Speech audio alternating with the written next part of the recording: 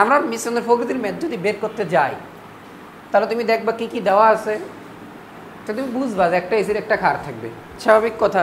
প্রকৃতিতে কেমন তাহলে বের করবা? যদি দুইটাই এসিড বা দুইটা ক্ষার থাকে তাহলে তো হবে না, তাহলে একটা এসির একটা ক্ষার থাকবে।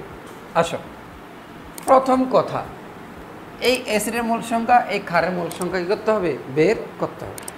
তাহলে আমরা যদি পাত্র এর বেলায় যদি বের করি, দেখো H2SO4 এর মূল সংখ্যা আমরা সলিউশন করি, আমরা একটু শর্টকাট করে ফেলবো, N অফ H2SO4।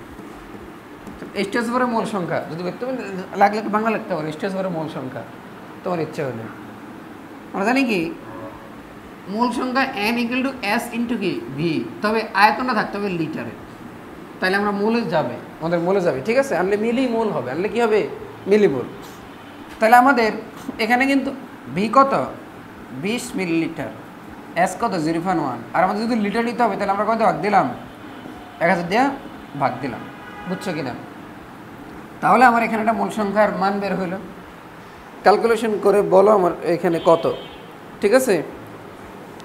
এবার আসো, এখানে অ্যান্সার হবে 0.002 মোল, 0.002 মোল। আসো এবার কার মূল সংখ্যা? সোডিয়াম হাইড্রোক্সাইডের মূল সংখ্যা। দেখো আমি দুটো টেকনিকে শিখাবো, এটা 6 ইন্টু 0.025 বাই কত? 1000 মিলিলিটারকে লিটার নেওয়ার জন্য। তাহলে এটা কত আসে অ্যান্সার? এটা আসে 1.5 ইন্টু 10⁻⁴ মোল। এখন খেয়াল করো, খুব কেয়ারফুলি খেয়াল করো, বাট এটা লিখতে পারতা 0.015, ঠিক আছে? 0.0015।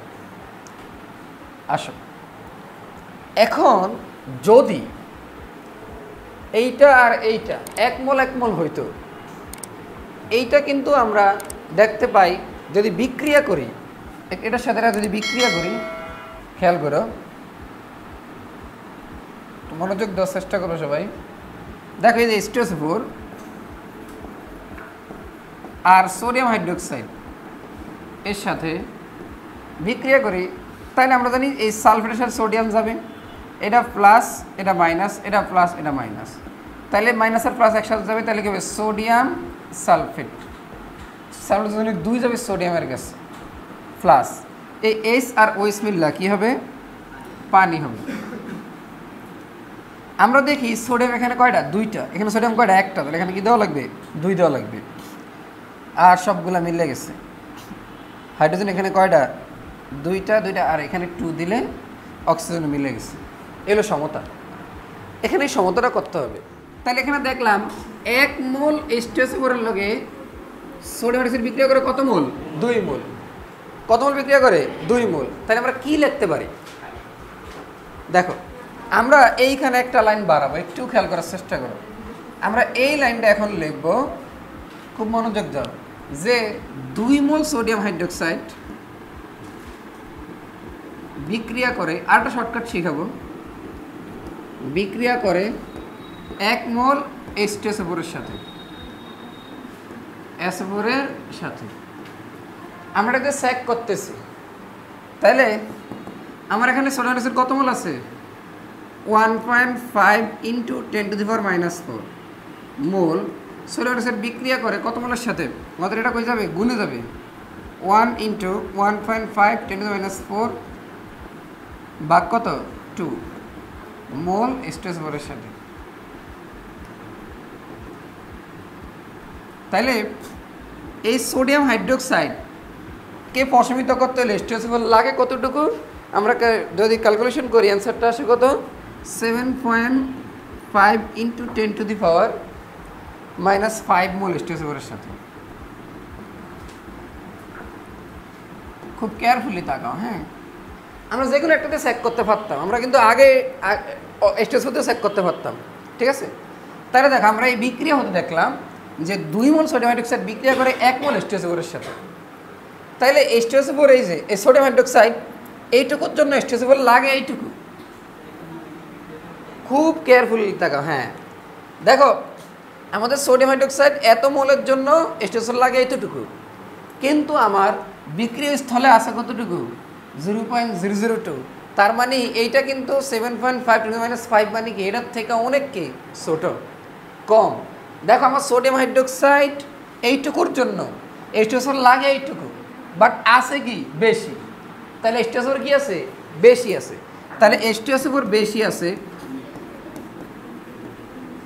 কতটুকু বেশি আছে 0.002 - 7.5 × 10⁻⁵ মোল, তাহলে এটুকু কি আছে বেশি আছে, তাই দ্রবণের প্রকৃতি কি অম্লীয়।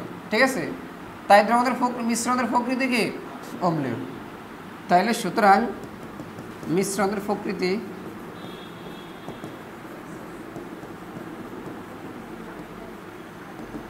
অম্লীয়। এই হলো আমার কি এই টাইপের মিশ্রণের প্রকৃতি নির্ণয়ের কি সমাধান। বুঝতে পারছি আমরা এই ম্যাথেই আমাদের বলে যে এখন আমি বললাম মিশ্রণের প্রকৃতি, এখন যদি বলে এ ও বি মিশ্রণের, এখন তুমি তো দেখলা এখানে এইটা তীব্র অ্যাসিড তীব্র ক্ষার, এখানে বললো মিশ্রণের পিএইচ বের করো, মিশ্রিত হওয়ার পরে পিএইচ বের করো। যদি এই প্রশ্নটা থাকে, ধরো এখানে বললো পিএইচ কত, এই মিশ্রণের পিএইচ কত, এখন তো আর ওই হ্যান্ডারসন আসল সমীকরণ যাবে না, পিএইচ = PK + log লবণ বাই অ্যাসিড, সেখানে তো আর যাবে না, তাইলে এগুলো বসানোর কোনো স্কোপ নাই। এইটার জন্য আগে মিশ্রণের প্রকৃতি বের করতে হবে।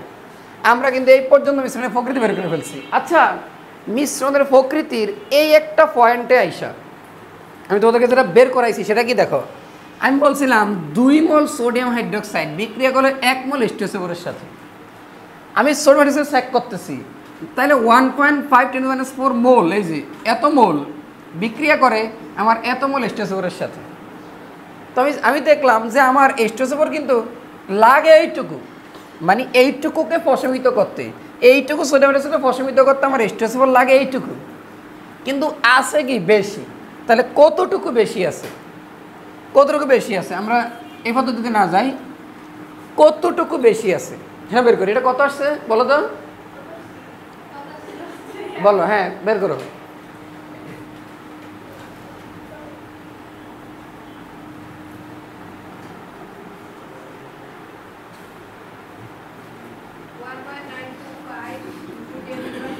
(1.945) × 10⁻³ এইটুকু কি আছে, এইটুকু H2SO কি আছে বেশি আছে, এইটুকু H2SO কি আছে বেশি আছে। এবার খেয়াল করার ট্রাই করো, এইখানে একটা পাত্রে খুব মনোযোগ সহকারে লক্ষ্য করো, একটা পাত্রে ক্ষার ছিল অ্যাসিড ছিল। আচ্ছা, অ্যাসিড আর ক্ষারকে যখন তুমি একসাথে ঢালবা তারা কি করে লবণ খানি প্রশমিত করে। ধরো সাপোজ, হ্যাঁ লবণ কিছু পানি নিল, কিছু লবণ দেখো, কিছু লবণ অ্যাসিড কিছু ক্ষার নিল, কিছু অ্যাসিড কিছু ক্ষার নিল, কিছু অ্যাসিড কিছু ক্ষার নিল। তো আমরা দেখতেছি কিছুক্ষণ পরে ক্ষার এইটুকুর জন্য অ্যাসিড লাগে এইটুকু, কিন্তু আমার অ্যাসিড কি আছে বেশি আছে, তার মানে এখন ক্ষার কি হয়ে গেছে শেষ হয়ে গেছে। ক্ষার কি আর দ্রবণে আছে নাই, কেন ক্ষার নাই, কারণ দেখো ক্ষার এইটুকুর জন্য আমরা চেক করে দেখলাম অ্যাসিড লাগে এইটুকু, মানে 0.00075, কিন্তু আমার দেখো অ্যাসিড আছে কতটুকু 0.002, তার মানে অ্যাসিড কি আছে বেশি আছে, তাহলে অ্যাসিড বেশি আছে এইটুকু, তার মানে এখানে ক্ষার আর কি অবশিষ্ট নাই, সবগুলা ক্ষার কি হয়ে গেছে লবণ পানি উৎপন্ন হয়ে গেছে। এখন দ্রবণে কে আছে অ্যাসিড আছে, দ্রবণে কে আছে অ্যাসিড আছে, দ্রবণে ক্ষারের অস্তিত্ব এখন নাই, দ্রবণে কোনো ক্ষার নাই, তাহলে কতটুকু অ্যাসিড আছে এইটুকু অ্যাসিড আছে। তাহলে আমরা যদি বলি অ্যাসিডের ঘনমাত্রা, এবার অ্যাসিডের আমাদের যদি পিএইচ বের করতে হয় অ্যাসিডের কী বের করা লাগবে ঘনমাত্রা বের করা লাগবে। তাইলে অ্যাসিডের যদি আমরা ঘনমাত্রা বের করতে যাই, এখন কিন্তু কি মিশ্রণে অবশিষ্ট অ্যাসিড যেইটুকু আছে তার ঘনমাত্রা বের করতেছে, ঠিক আছে। তাহলে যদি বলি অবশিষ্ট অ্যাসিড এর ঘনমাত্রা, অবশিষ্ট অ্যাসিডের ঘনমাত্রা সেটা কি এই দেখো, আমরা জানি N = কি S/V, ঘনত্ব বের করে যদি আমরা এস ইকুয়াল টু কি বলো তো, মূল সংখ্যা বাই কি আয়তন না, একই তো কথা। এটা ওইখানে যায়, এটা এখানে যেতে পারে, কোনো সমস্যা নেই। আচ্ছা খেয়াল করো, তাহলে লেখা রাখি কারণ তোমাদের জন্য সুবিধা হবে। S equal to N by কি বি, অথবা C equal to N by B বলা যায়।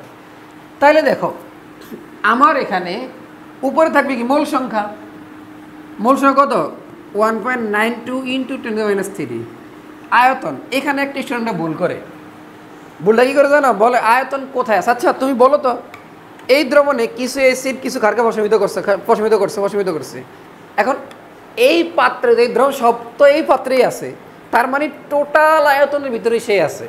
তার মানে এখানে আয়তনটা কি হবে, এই 20 যোগ 6 তাহলে কত 26। আয়তন কত 26। এখানে দেখো যদিও আমাদের এখানে 26 হলো মিলিলিটার, নিতে হবে কোথায় লিটারে, কোথায় নিতে হবে লিটারে। তার মানে আমাদের আয়তন হবে 26 ইন্টু 10⁻³ বুঝছো কিনা, মানে এখানে ভাগ, একই তো কথা। তাহলে এইবার চলে আসছে ঘনমাত্রা, তাহলে ঘনমাত্রা কত আসছে বলো। এইবার বের করতে পারো পিএস ইকুয়াল টু কি মাইনাস লগ অফ কি এইচ প্লাস। তবে এইখানে একটু ঝামেলা আছে, ঝামেলা হইলো যে আমার এখানে 2 দিয়ে গুণ দিতে হবে। কেন, কারণ এই প্রতিবার কটা স্টেজ কটা দান করে 2টা, তাদের 2 দিয়ে দিতে হবে, গুণ দিতে হবে। কত আসছে বলো তো, এইটা কত আসছে, হ্যাঁ 10/3 0.07384 আর এখানে 0.07384। আমি কেন 2 দিয়ে গুণ দিলাম, কারণ 2টা করে এস প্লাস দান করে। এবার অ্যান্সারটা কত আসছে মাইনাস লগ 2 ইন্টু 0.07348।